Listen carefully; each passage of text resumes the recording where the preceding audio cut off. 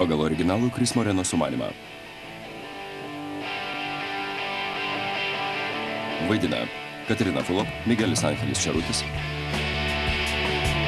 ir Martinas Sifeldas.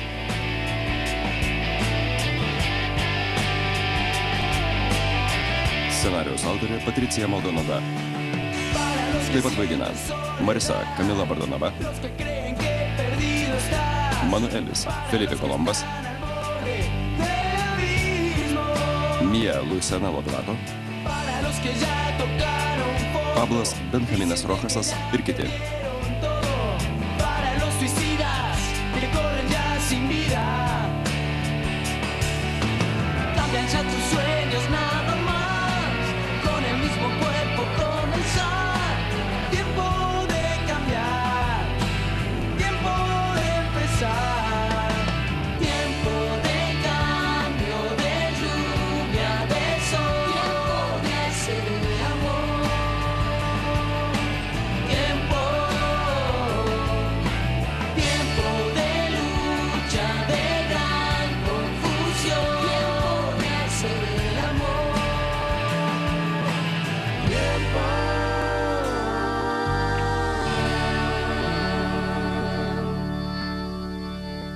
Maištavimas tęsiasi.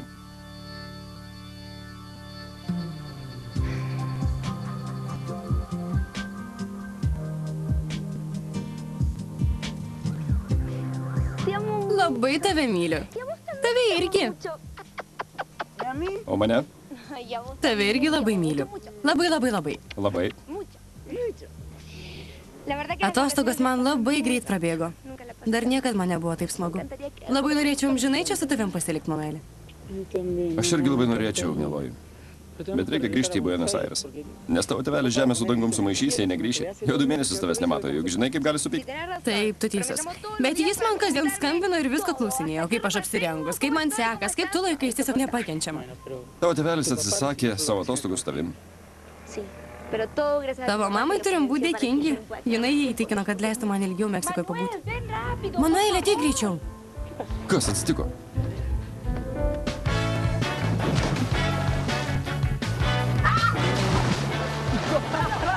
Pablai, taškaisi. Palauk, nusiramink. Koks tu kvailys, žiūrėk, ką padarei. Marisas nėra? Keista, kad nėra.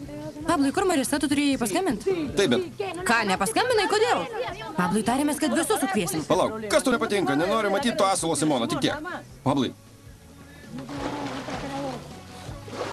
Susipažink su mano pusbroliu. Franciskai, čia Pablas. Labas, labas.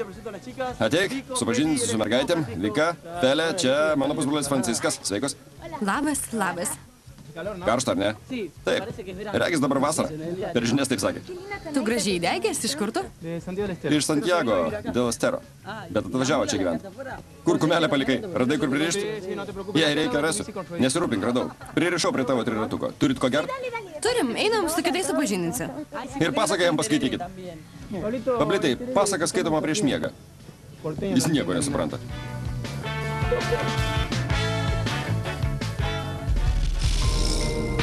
Koks gražus tas vaikinas. Kodėl mes jo nepažįstam? Koks stiprus. Kas? Tas, kur šalia Federiko, baltais marškiniais. Žiūrėk. Matai, koks gražuolis? Štai tas. Taip, mačiau. Einam ten. Man čia nuobodu. Tu eik, tave kvietė. Tave irgi kvietė. Pablas žadėjo tau pranešti. Bet nepaskambino Luhana. Tikriausiai pamiršo. Einam. Ne, tikrai tikėsi, kad eisiu į šventę, į kurią manęs nieks nekvietė? Tada paaiškink, ko čia atėjai. Švęsti, bet savaip.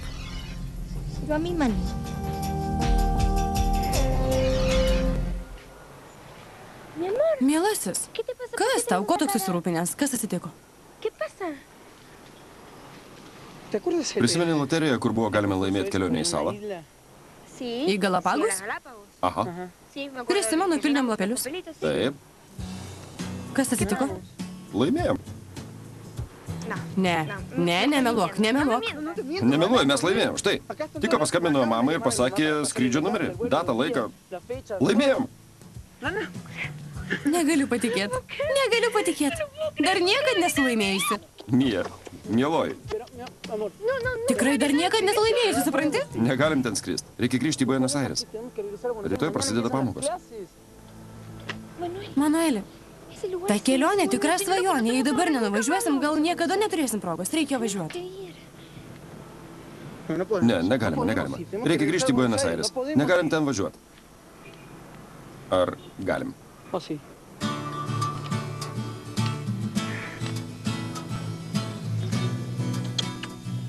Ką Sonija sakė? Ji neleido važiuoti? Pyko, labai pyko. Kaipgi kitaip? Aišku. Kai tik grįžom, pačiupo jau žausiais ir nustintai paplūdimį. Tikrai? O ten tikriausiai kailį išpėrė. O paskui kas? Koks tai kirus, Pablai. Kažką pasakė ir paskui iš akių neišleido. Kas čia mėtos? Tas kaimietis? Tuvoja šiam.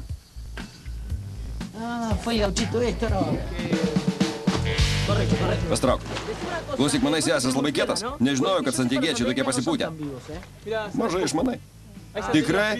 Santigė pasitaiko pasipūtėliui, o sostinė į kiruolių. Nors santigiečiai moka su jais susitvarkyti. Ne. Pablai, kas tau daras? Išprotėjai, atėjom pasimatyti po atostogų, nepyktis. Ką čia veikia tas kaimietis? Ką jis čia veikia? Ramiau, Franciskai, palauk, Pablai. Raminkis, nieko taip nėra gražiai. Jis važiavo egzamino laikyti, kad gautų stipendiją ir su mumis mokytųsi. Tikrai puiku, stosi į mokyklą, jėga. Reikia į kitą pusę taikyti pablitui, kad vienodai atrodytų. Ne, dabar to tikrai galas. Klausyk, vailė, antrasyk mane pastūmiai. Palauk, argi nematai, kad jis čia nieko dėtas? Jis prie tavęs nekimba. Ne, o kas tada? Nežinau, koks nors kvailys, kaimynas, nežinau. Prašau prisėsti. Labai ačiū. Ačiū. Gerai, ponai, klausau jūsų. Apie ką norėjot pasikalbėti? Apie savo dukterį Solę. Ji šitą iškrėtė.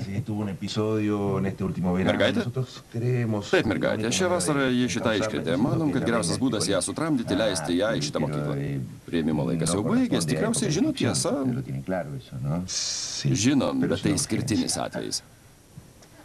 Kas atsitiko šią vasarą? Ką mergaitė iškrėtė? Duok žurnalus. Žiūrėkit.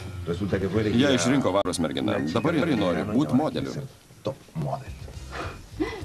O kas čia blogo, tėveli?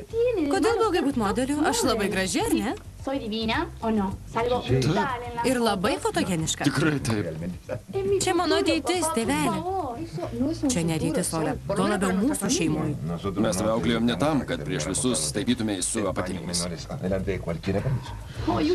Nieko jūs nesupranta. Toks mano pašaukimas. Objektyvai, kelionės, žavesys. Solė, būk gera, nekalbėk kvailysčių. Aš jums visiškai pritariu, man tokie dalykai irgi nepatinka. Mergaitė turėtų mokytis 4. kurse, o jis jau pilnas. Nėra vietos nei klasiai, nei merginų miegamuosiuose. Tikrai neįmanoma.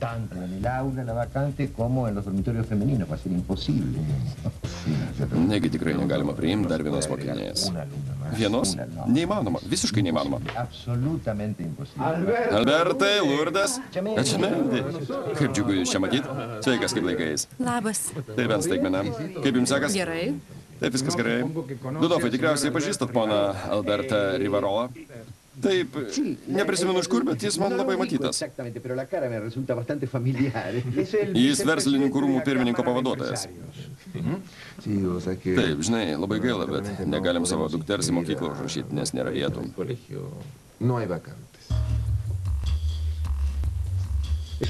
Juokauji.